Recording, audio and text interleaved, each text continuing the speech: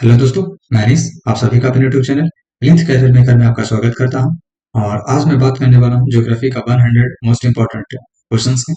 तो अगर आप Bihar civil court clerk mains में अपीयर होने जा रहे हैं तो आप इसको एक बार देख ले। आई थिंक आपको इसमें बहुत सारे क्वेश्चंस याद होंगे, बट जो याद ना हो, जिसमें कंफ्यूजन हो, क्योंकि वहां पर ऑप्शन नहीं रहेंगे, खुद से लिखने हैं तो अच्छे से वो याद होने चाहिए।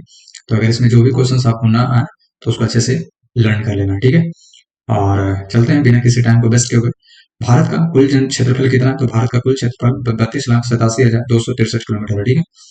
क्षेत्रफल की दृष्टि से भारत का विश्व में स्थान के 7वां और सबसे बड़ा राज्य कौन, अर्थात देश कौन? रसिया। भारत का क्षेत्रफल विश्व का कितना प्रतिशत है? तो 2.42%। स्थल सीमा की लंबाई कितनी? 15,200 किलोमीटर। जलीय सीमा की लंबाई 7516। यानी पूरा इंडिया को अगर ऐसे देखें तो उसमें अंडमान निकोबार सारा का जोड़ करके जलीय सीमा 7516, लेकिन मेन लैंड में जल सीमा का कितना? 6100 किलोमीटर। तो ये भी याद रखना। भारत का कुल स्थलीय पड़ोसी देश है 7। सबसे लंबा स्थलीय सीमा देश कौन है? बांग्लादेश। और सबसे कम स्थलीय सीमा देश वाला राज्य अति कौन है देश है? अफगानिस्तान, ठीक है। तो ये जो 7 स्टेट यहाँ पर जो लिखा मैंने कि भारत का कुल स्थलीय पड़ोसी देश 7 है, वो आपको नाम याद रखना है, क्योंकि वो पूछ सकते हैं कि नाम भी लिखने के लिए बोल सकते हैं, ठीक है। फिर भारत के कितने राज्य पड़ोसी देश से सीमा बनाते हैं? 16 राज्य हैं टोटल। भारत के जलीय सीमा देश कितने हैं? तो 7, यानी स्थल में भी 7 है और जल में भी 7 है। भारत के स्थल और जल दोनों से कितना देश सीमा बनाते हैं? तो वो 3 देश हैं।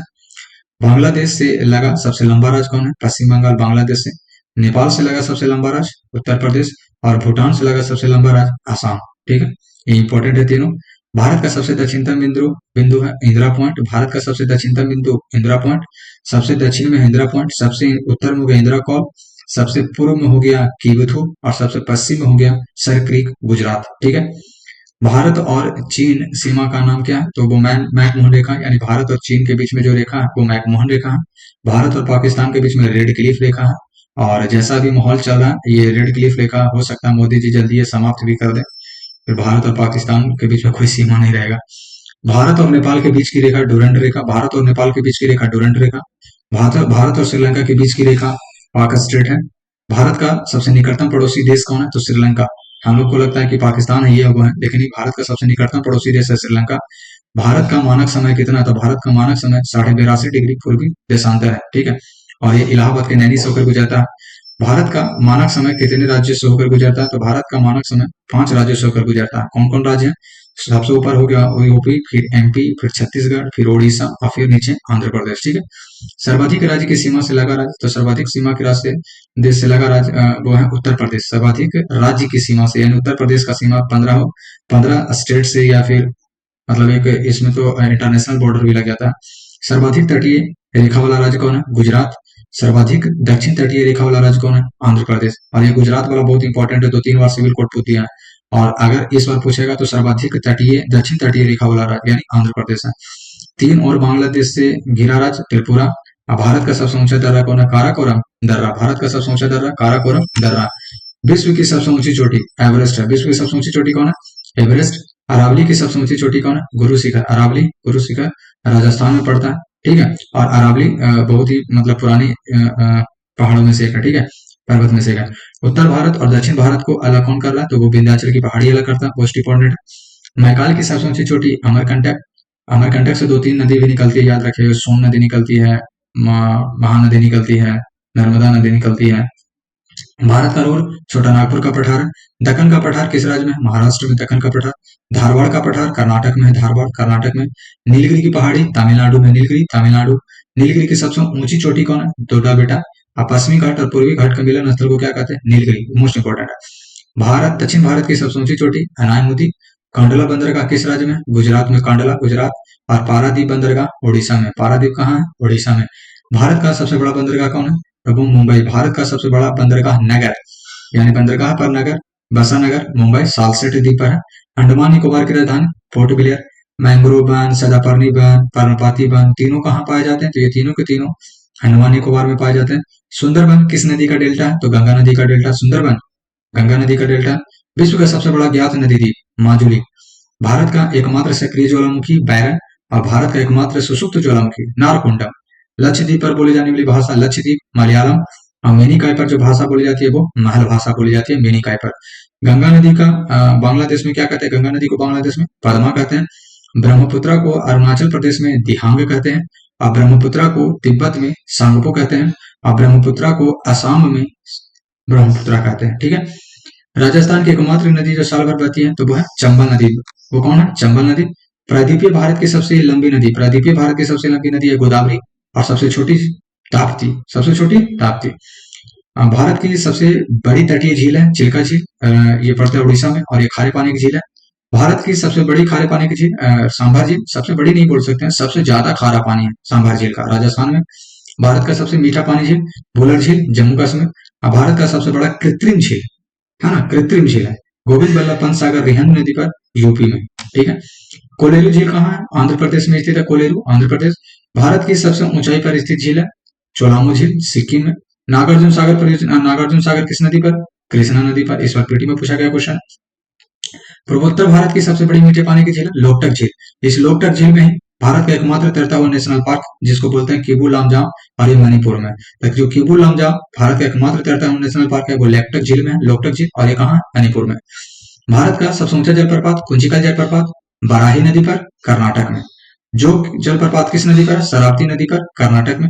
शिव समुद्रम जलप्रपात कावेरी नदी पर है कर्नाटक में। शिव समुद्रम कावेरी नदी कर्नाटक। भारत की जलवायु कैसी है? तो भारत की जलवायु उष्ण कटिबंधीय मानसूनी है। जाड़ा के दिनों में तमिलनाडु में वर्षा किसके कारण होती है? तो उत्तर पूर्वी मानसून यानी लौटते हुए मानसून के कारण भी बोल सकते हैं।